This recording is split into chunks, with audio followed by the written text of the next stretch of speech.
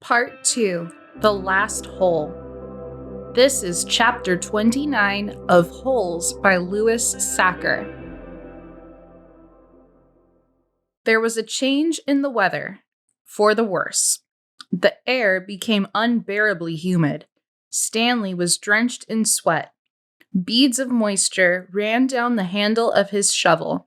It was almost as if the temperature had gotten so hot that the air itself was sweating. A loud boom of thunder echoed across the empty lake. A storm was way off to the west, beyond the mountains. Stanley could count more than 30 seconds between the flash of lightning and the clap of thunder. That was how far away the storm was.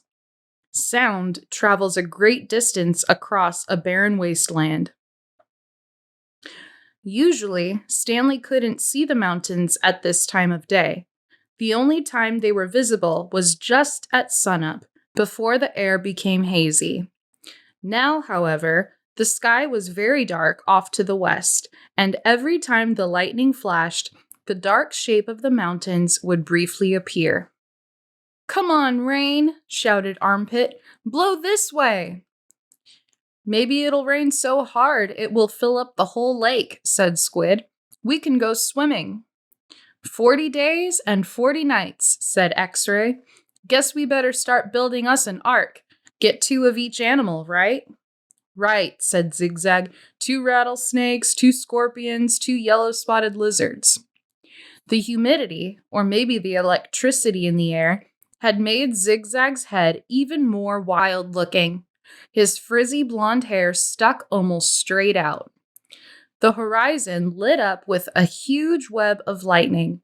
In that split second, Stanley thought he saw an unusual rock formation on top of one of the mountain peaks. The peak looked to him exactly like a giant fist, with the thumb sticking straight up. Then it was gone, and Stanley wasn't sure whether he'd seen it or not. "I found refuge on God's thumb." That was what his great-grandfather had supposedly said after Kate Barlow had robbed him and left him stranded in the desert. No one ever knew what he meant by that. He was delirious when he said it. But how could he live for 3 weeks without food or water? Stanley had asked his father. "I don't know. I wasn't there," replied his father. "I wasn't born yet. My father wasn't born yet.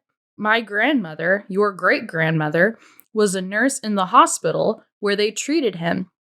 He'd always talked about how she'd dab his forehead with a cool, wet cloth. He said that's why he fell in love with her. He thought she was an angel." "A real angel?" His father didn't know. "What about after he got better? Did he ever say what he meant by God's thumb or how he survived?" "No. He just blamed his no-good pig-stealing father." The storm moved off farther west, along with any hope of rain. But the image of the fist and thumb remained in Stanley's head.